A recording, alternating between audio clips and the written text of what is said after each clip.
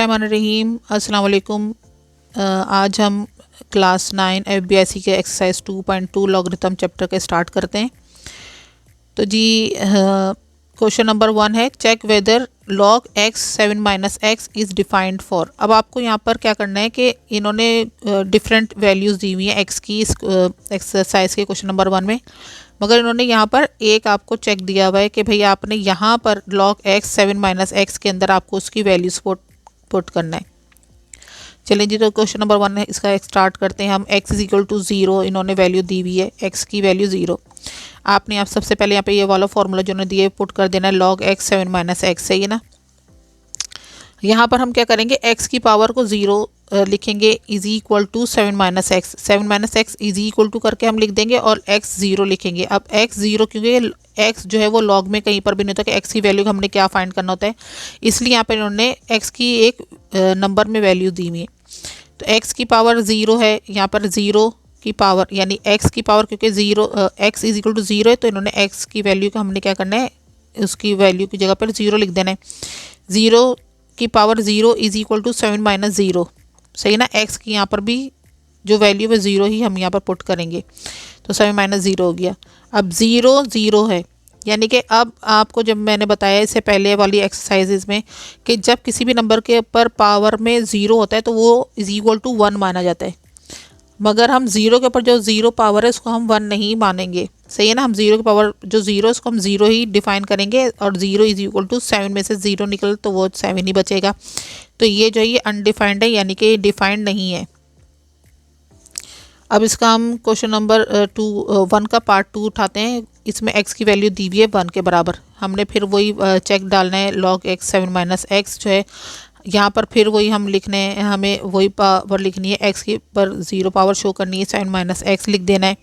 अब x की value क्योंकि यहाँ पे 1 है तो 1 हमने लिखा और 0 के इसकी पावर जो है वो 0 ही शो करेंगे, is equal to 7 minus x के ऊपर x के वैल्यू यहाँ है पर 1 लिख देंगे, 7 माइनस 1 हो जाएगा। 1 के ऊपर 0 पावर है, किसी भी नंबर के ऊपर जब 0 पावर होती है तो वो 1 माना जाता है, 1 से लेकर 9 तक में, ठीक है जी। तो यहाँ पर अब 1 के ऊपर जब 0 पावर है तो वो 1 बराबर है इज इक्वल टू 7 माइनस से 1 माइनस के हमने तो 6 आ गया, तो ये भी दोनों इक्वल नहीं आए, तो ये जो हो गए ये भी जो होगा पार्ट जो है वो अनडिफाइंड रह गया। क्वेश्चन पार्ट नंबर 3 इसका है x इज इक्वल टू 6। अब यहाँ पर है x की जो वैल्यू है वो 6 दे रहे हैं, तो वही हमने चेक लिखना है log x 7 माइनस एक्स है, यहाँ पर वही हमने लिखना है x के ऊपर 0 पावर शो कर देनी is equal to 7 minus x. अब यहाँ पर x बराबर है 6 के, तो हमने 6 लिखा, पावर 0 लगाई is equal to 7 minus x की पावर x की वैल्यू 6 के बराबर है, तो यहाँ पर 6 लिख दिया।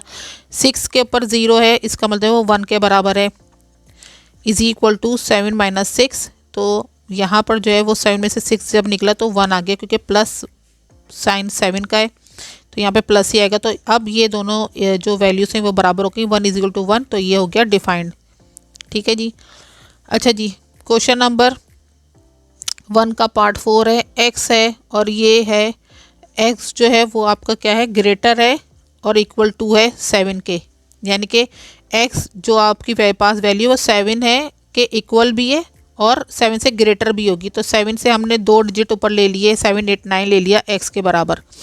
अब यहाँ पे फिर हमने क्या करना है, इन तीनों को अलग अलग सॉल्व करना है। x के ऊपर आपने वही वाला यहाँ पे चेक लिखना था कि log x 7 minus x, log x यहाँ पे आपने लिखना है x की power 0 is equal to 7 minus x की जगह पर आपने क्या लिखना होगा, पावर 7, ठीक है ना। अब यहाँ पे लिखना है एक दफ़ा हमने 7 ले लेना है, तो 7 के पर 0 power is equal to 7 minus x के पावर x की वैल्यू हमने 7 ले ली। 7 के ऊपर जो 0 पावर है वो बराबर हो गया 1 के, इज इक्वल टू 7 में से 7 निकला तो ये क्या हो गया, 0 आ गया, तो 1 इज इक्वल टू 0, तो ये अनडिफाइंड हो गया है।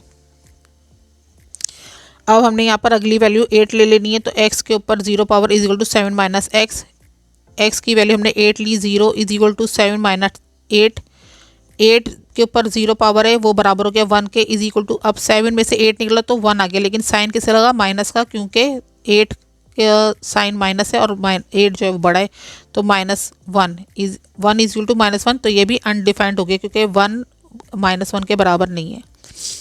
अच्छा जी, अब यहाँ पर भी हमने 9 के लिए हमने क्या करना है, x 0 ले लेना है is equal to 7 minus x, x की पावर जो है एक्स की वैल्यू 9 लिखी, 0 पावर है इज इक्वल टू 7 माइनस 9। 9 में से 9 की पावर 0 है, ये बराबर हो गया 1 के, इज इक्वल टू 7 में से 9 निकला तो आ गया -2, क्योंकि -9 का साइन है और माइनस जो है वो 9 के साथ है क्योंकि इसलिए वो बड़ा है, तो माइनस साइन आ गया। तो इस तरीके से ये वाली वैल्यू भी अनडिफाइंड हो गई। ठीक है, अच्छा जी, एक्सरसाइज 2.2 का अब क्वेश्चन नंबर 2 करते हैं। Convert the form of following equation i.e from exponential form to logarithm form and vice versa. अच्छा जी, अब यहाँ पर आपको अब यहाँ पे चीज़ें समझने के लिए यहाँ लॉगरिथम के चैप्टर में आपके लिए आसानी है, क्योंकि पहले बुक्स में ये नहीं होता था कि छोटी छोटी एक्सरसाइज करके आप बच्चों को पक्का नहीं किया जाता था, बल्कि हम लोग को एक साथ ही एक लॉगरिथम की एक्सरसाइज दी जाती थी और हमें हर चीज़ खुद ही समझनी पड़ती थी। अब आप लोग के लिए आसानी दी गई है, उन्होंने पहले 4-5 एक्सरसाइज में छोटी छोटी चीज़ें समझा के बच्चों को लॉगरिथम के पक्का कर देते हैं, ताकि उनके लिए लॉगरिथम आसान हो जाए। लॉगरिथम वैसे तो बच्चों को मुश्किल लगता है, लेकिन बहुत आसान होता है, और लॉगरिथम का आप लोग को सवाल मस्ट जो है ना वो अटैम्प्ट करना चाहिए एग्ज़ाम में।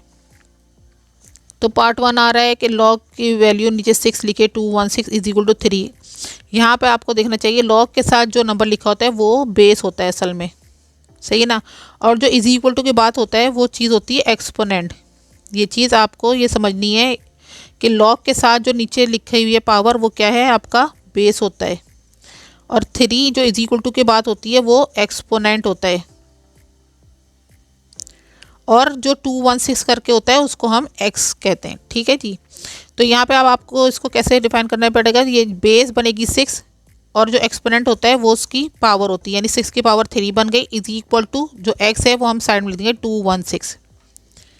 ठीक है जी, अब इसका पार्ट 2 है, 7 की पावर 4 इज इक्वल टू 2401। अब आप इसको देखें और इस सवाल को देखें। अब आपको इस सवाल को इस फॉर्म में लेकर आना है, यानी कि जो पार्ट 1 था हमारे पास हमें उसकी शक्ल में लेकर आना है। तो अब आपके जहन में ये चीज़ होनी चाहिए कि बेस क्या थी, एक्सपोनेंट क्या था और एक्स क्या था। तो अब आप ये देख रहे हैं जो हमने बड़ा करके लिखा था वो बेस थी, इसका मतलब लॉग के साथ 7 आ जाएगा नंबर, सही है ना। एक्स जो था वो क्या था, लॉग के साथ लिखा होता, तो 2401 एक्स का था वो लॉग के साथ लिखा होता। तो आपने यहाँ पर जो इज इक्वल टू के बाद आ गया वो क्या लिखना है, 2401 लॉग के साथ लिख देना है। इज इक्वल टू जो इसकी पावर एक्सपोनेंट जो थी वो क्या थी, इज इक्वल टू की दूसरी तरफ लिखी थी, तो आपने क्या किया 4 को आपने दूसरी तरफ लिख दिया। ये चीज़ अगर आप बेस एक्सपोनेंट और एक्स सीख जाएंगे तो फिर आपको ये चीज़ें सॉल्व करना ईजी हो जाएगा। अब यहाँ पर है log 5x is equal to 5, यहाँ पर 5 है क्या है, बेस है, 5 इसकी पावर एक्सपोनेंट जो है वो इधर आ जाएगा, छोटा करके लिख देंगे, इज इक्वल टू जो x है वो इज इक्वल टू करके दूसरी जगह पे लिख देंगे, तो वो है भी x, तो हमने x लिख दिया।